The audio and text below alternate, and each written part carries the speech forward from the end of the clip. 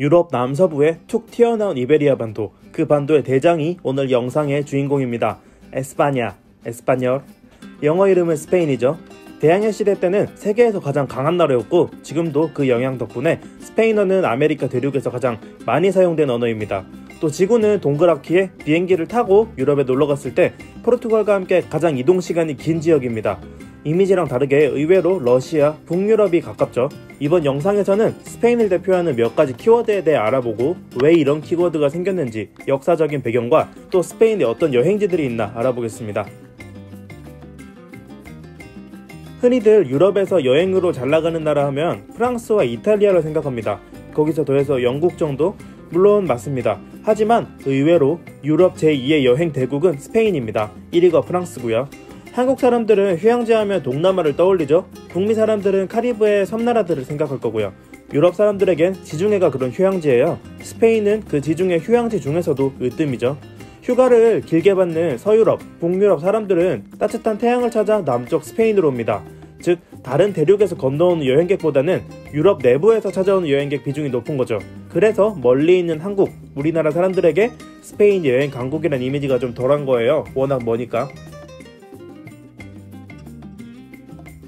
세계에서 가장 잘 나가는 축구리그가 어디냐? 상업적으로 보면 단연 잉글랜드의 프리미어리그입니다.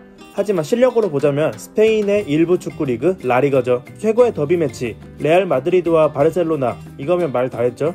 스페인의 다른 축구 클럽들은 팬이 아닌 일반인들에게 약간 인지도가 모자라지만 다른 말로 하자면 바르샤와 레알 두 축구 클럽을 모르는 사람은 없다는 거예요. 이 축구 역시 스페인 여행의 한 축입니다. 원래 따뜻한 나라일수록 음식이 맛있는 법입니다. 스페인 역시 그 공식에 부합합니다. 뜨거운 태양빛을 듬뿍 받으며 자란 스페인의 식재료는 세계에서도 손꼽힐 만큼 좋죠. 남유럽 지중해 국가답게 해산물도 많이 쓰고요.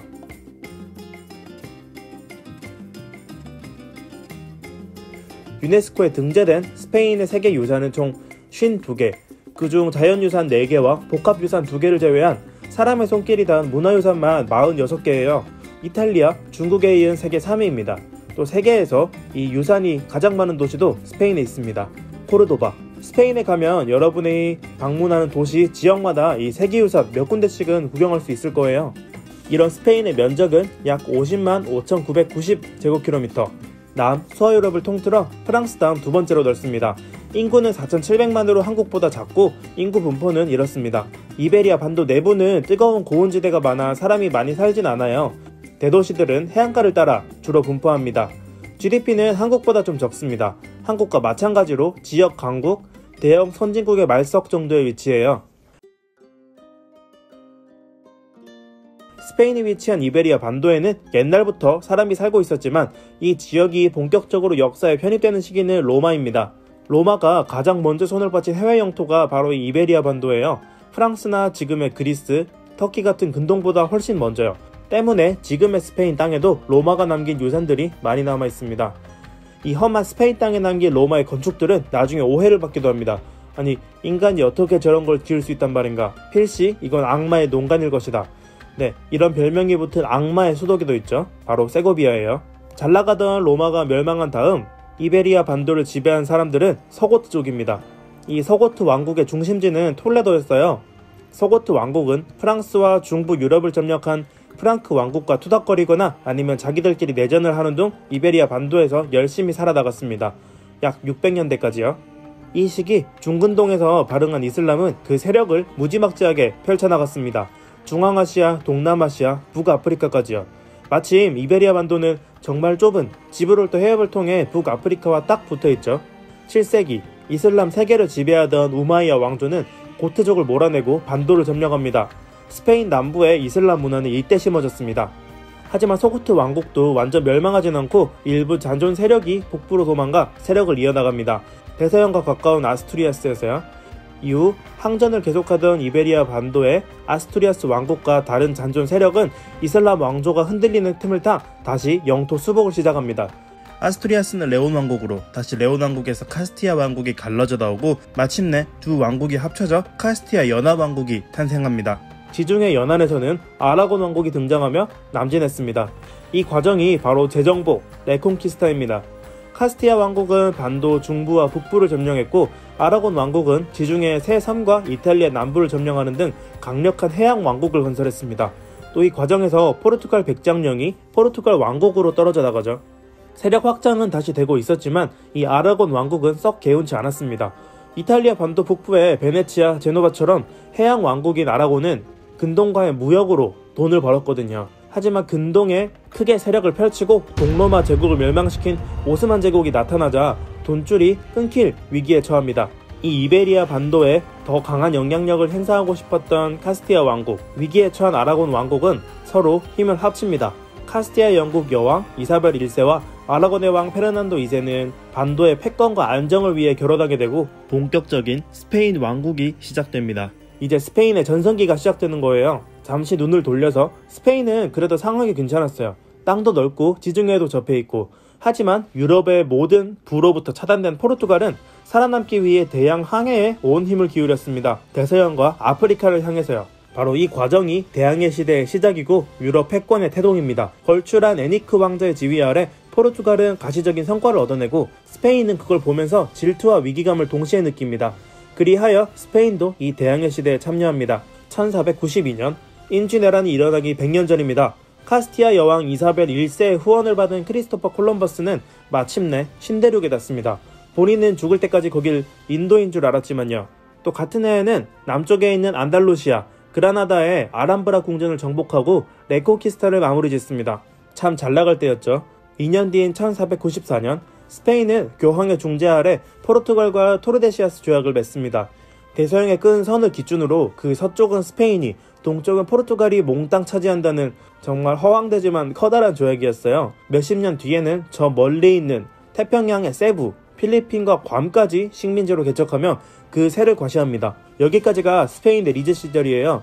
하지만 잘나가던 스페인 해양 제국엔 여러 문제점이 있었습니다. 간단하게 보자면 큰 비전과 잠재력의 부재겠죠. 돈을 많이 벌었지만 그게 나라의 근본적인 발전으로 이어지지 않았으니까요. 결국 스페인과 포르투갈은 후발주자인 영국, 프랑스, 네덜란드에 밀려 세계사의 주역에서 벗어나게 됩니다. 이후 스페인은 왕국, 공화국, 다시 왕국, 공화국, 독재 정권을 거치며 혼란스러운 역사를 겪습니다. 특히 1936년부터 1975년까지는 군부의 프랑코가 내전에서 승리한 다음 독재 정권을 세워 긴 권위주의 정치를 이어나갔죠. 우리가 아는 흔한 서방 세계인 영국, 프랑스, 독일과는 좀 다른 세계였어요. 1976년 프랑코 사후에는 왕이 다시 돌아왔습니다. 후안 카를로스 1세는 권위주의 스페인을 민주주의로 되돌렸고 그 덕분에 지금도 스페인은 서방 세계의 일원, 입헌군주국이자 스페인 왕국으로 존재하고 있습니다. 자, 이제 스페인의 어떤 지역들이 있나 알아볼까요? 먼저 카탈루냐입니다. 옛 아라곤 왕국의 후신인 지역이에요. 이탈리아 북부의 도시국가들이 전성기를 맞을 때 같은 지중해 연안 지역으로 막대한 부를 쌓았습니다. 그 경제력은 아직까지 내려와 스페인에서 가장 부유한 지역이기도 합니다. 또 부자들은 나라로부터 견제를 강하게 받죠. 스페인 중앙 마드리드로부터 지속적으로 견제를 받아온 카탈루냐는 스페인 정부에 대한 반감이 아주 심합니다. 해주는 건 없는데 뜯어가기만 한다고 생각하니까요. 바르셀로나와 레알 마드리드의 치열한 더비는 그 전쟁과 같은 지역 감정의 연장선이죠. 중심 지역은 바르셀로나입니다. 파리, 런던, 로마의 버금가는 유럽 최고의 도시 중 하나죠. 여기가 스페인에서 제일 유명하고 또 사람들이 여행하고 싶어하는 곳 아닐까요? 원래 기후도 좋고 잘 살기도 했지만 바르셀로나를 지금과 같은 유럽 탑 관광지로 만든 건 한 사람의 공이 지대했습니다. 바로 전설적인 건축가 안토니오 가우디입니다. 바르셀로나 곳곳에 이 가우디가 남긴 유산들이 많이 남아있어요. 200년 가까운 시간 동안 계속 건축 중인 사그라다 파밀리아, 그의 후원자를 위해 지은 구엘 공원과 구엘 궁전, 또 아름다운 주택 카사밀라와 카사바티오, 바르셀로나 이꼴 가우디 투어라 말해도 과언이 아니에요. 또 이 바르셀로나의 도시 계획도 정말 예술적인 형태로 짜여졌습니다. 하늘에서 도시를 찍었을 때 이렇게 임팩트 있는 곳은 아마 뉴욕 정도밖에 없지 않을까요? 또 축구계의 고치, 리오넬 메시가 뛰는 FC 바르셀로나의 홈구장 캄프누도 빼먹을 수 없죠. 스페인에서 단 한 곳만 방문해야 한다면 어디냐? 전 자연스럽게 바르셀로나를 추천하겠습니다. 지중해 연안을 따라 조금 내려오면 발렌시아가 나옵니다. 오렌지의 유명 산지이고 그 유명한 토마토 던지는 축제 토마티나가 열리는 곳입니다. 이제 남부로 내려가 볼까요? 이 커다란 지역을 안달루시아라 부릅니다. 정말 뜨거운 지역이죠. 이슬람 세력이 가장 먼저 정복하고 또 가장 마지막까지 저항했던 곳이에요. 대항해 시대 스페인의 거점이기도 했고요. 크리스토퍼 콜럼버스가 여기 대서양의 작은 마을 팔로스 데라 프론테라에서 출항했습니다. 하지만 바르셀로나, 마드리드, 발렌시아로 중심 도시가 압축되는 다른 지역 대비 이 안달루시아는 여러 도시들의 관광 수요가 분산되어 있습니다. 아람브라 궁전이 있는 그라나다, 중심 도시인 세비야와 말라가, 또 이슬람 시대의 이 지역의 수도였던 코르도바, 정말 아름다운 곳들입니다. 이제 위로 내륙지대로 올라가 봅시다. 황무지 한가운데 마드리드가 있습니다. 스페인의 딱 중간이에요. 이 중부는 현대 스페인의 모체가 된 카스티아 왕국의 영토였습니다. 그래서 지역 이름에도 카스티아가 붙어 있어요. 카스티아 이 레온, 그리고 카스티아 라만차. 중간에 마드리드가 있죠. 지역이 전반적으로 고원지대라 뜨겁고 건조합니다. 생산이나 무역 등 여러 경제적인 조건에서 해안지대보다 불리한 입장이고, 또 사람이 살기에도 편한 지역은 아니라 관광지 대도시가 그렇게 많지는 않습니다. 남부의 이색적인 이슬람 양식의 건물들, 또 도시 전체가 예술의 경지에 다다른 바르셀로나에 비해 좀 딸린다고 할까요?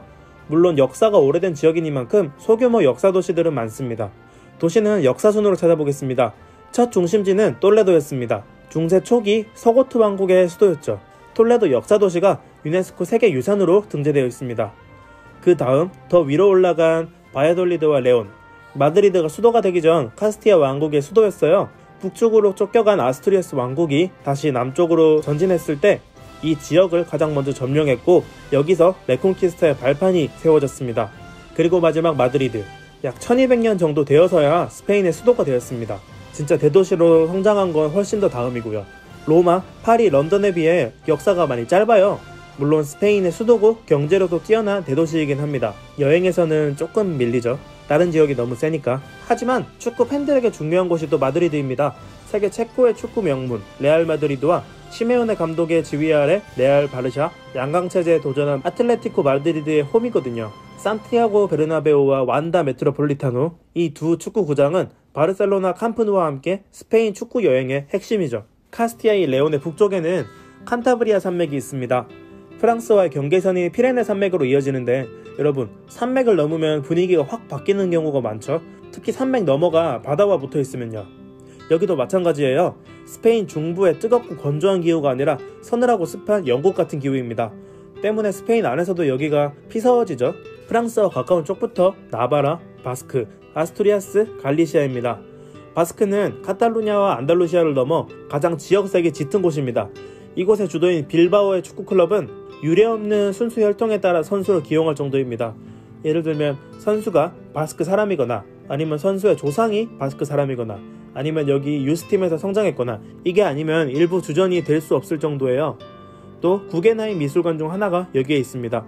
스페인의 금융 중심지이고 경제력도 높은 지역입니다. 그 옆에 아스투리아스는 이슬람이 스페인을 점령하던 중세 시기 서방 세계의 최후 보루인 지역이었습니다. 물론 넓지가 않고 날씨도 축축해 왕국은 기회가 되자마자 아래쪽 레온으로 치고 내려갔지만요. 갈리시아에는 그 유명한 산티아고 순례길의 종점 산티아고 데 콤포스텔라가 있습니다. 기독교 성인인 대야고보의 무덤이 있는 곳으로 이 야고보란 이름에서 지금의 서구권 이름 제이콥, 제임스, 디에고, 하메스, 자크가 유래했죠. 또 스파 브랜드 자라가 창업한 곳이 바로 갈리시아입니다. 산티아고 순례길에 관해 잠깐 말씀드리자면, 이 성지를 찾아가는 예루살렘 성지 순례와 같은 맥락이에요. 여러가지 루트가 있는데 그중 메인이 바로 스페인 북부를 지나가는 프랑스 길이죠. 피레네 산맥의 프랑스 생장 피에드포르에서 시작해 나바라, 카스티아 이 레온을 지나 갈리시아로 향한 루트입니다. 무려 개척된 지 900년 가까이 되었는데 아마 코로나가 끝나면 다시 이 순례길을 찾아 떠나는 분도 많으시겠죠? 스페인 본토의 유명한 지역은 이 정도입니다. 하지만 스페인은 반도로만 구성되어 있지는 않습니다. 지중해 발레아로스 제도, 그리고 대서양의 카나리아 제도를 제외하면 스페인의 휴양은 반쪽 나는 거예요. 먼저 발레아로스 제도에 그 유명한 이비자가 있습니다. 마요르카, 메노르카, 이비자, 포르멘테라로 이루어진 작은 제도인데, 이 이비자에 수많은 연예인과 셀럽들, 축구 선수들이 휴식과 즐거움을 위해 찾아옵니다. 또 세계에서 가장 유명한 EDM의 성지이기도 해요. 대서양의 카나리아 제도에서는 윤식당 시즌2를 촬영했었죠. 흔하지 않은 대서양 휴양지입니다. 스페인은 프랑스, 포르투갈, 영국, 모로코, 안도라와 국경을 마주하고 있습니다. 포르투갈과는 평범한 국경이고요. 프랑스와는 험준한 피레네 산맥을 경계로 나눠져 있죠. 프랑스와 스페인 사이 안도라 공국이 끼어 있고요. 웬 영국, 웬 모로코 하실 텐데요. 영국 본토는 저 북쪽의 섬이지만 이 지중해의 끝 지브롤터가 영국의 땅입니다. 또 지브롤터 비슷하게 해협 건너 북아프리카의 조그만 세우타가 스페인의 영토이기도 해요. 그렇게 스페인은 모로코와도 육지 국경을 접하고 있습니다. 이런 말이 있어요. 피레네 산맥 이남으로는 아프리카다. 정확하게 말하자면 아프리카는 피레네 산맥 남쪽에서 시작한다 이렇게인데, 그만큼 프랑스, 독일이 있는 서북유럽과 이베리아 반도는 땅, 하늘, 바다 모두 다릅니다. 같은 남유럽인 이탈리아랑도 느낌이 달라요. 또 정말 넓기도 하죠. 때문에 스페인을 여행하는 사람들은 다른 지역과 엮기보다는 이 스페인 내부만 돌아보거나 가까운 포르투갈, 모로코를 묶어서 이베리아 반도, 북아프리카 여행 이렇게 묶는 경우가 많습니다. 이건 제 개인적인 스페인 여행 우선순위예요. 첫 번째는 바르셀로나입니다. 가장 많은 여행객이 몰리는 지역이죠. 물론 남들 다 가는 곳 안 가려는 반골 기질이 있는 사람도 있습니다. 하지만 바르셀로나 없는 스페인은 파리 없는 프랑스고 런던 없는 영국이에요. 아름다운 도시, 건축물, 분위기 정말 꼭 가야 됩니다. 또 남프랑스와도 가깝습니다. 마르세유, 니스, 칸 같은 아름다운 지중해 해양 도시나 아르, 아비뇽 같은 시골 도시도 쉽게 연계할 수 있죠. 또 짧은 일정에서 다른 유럽을 포기하기 아까울 때 같은 일정으로 묵기 편하다는 장점도 있습니다. 두 번째는 안달루시아입니다. 이슬람과 기독교가 섞인 이색적인 역사 도시, 또 유럽 전체를 통틀어 건축물이 가장 이색적인 지역이에요. 터키의 리버스 버전이라 할까요? 또 북아프리카 모로코와도 가깝죠. 인생에서 아프리카 갈 기회가 몇 번이나 되겠어요. 유럽과 묶어서 아프리카를 둘러볼 수 있는 절호의 기회입니다. 세 번째가 마드리드. 그래도 일단 대도시고 근처에 톨레도, 세고비아 같은 여러 역사 도시들이 매력적입니다. 이건 일반적인 도시 여행을 가정했을 때고요. 자기만의 테마가 있는 여행, 예를 들어 산티아고 순례길이나 이비자 파티, 소도시 여행 이런 거는 노네입니다. 오늘의 비디오는 여기까지입니다. 이제 우리가 알아볼 유럽은 북쪽으로 올라갑니다. 프랑스가 될 수도 있고 영국이 될 수도 있고 중간에 미국이나 호주로 한번 빠졌다가 다시 돌아올 수도 있어요. 그러면 다음 비디오에서 뵙겠습니다. 감사합니다.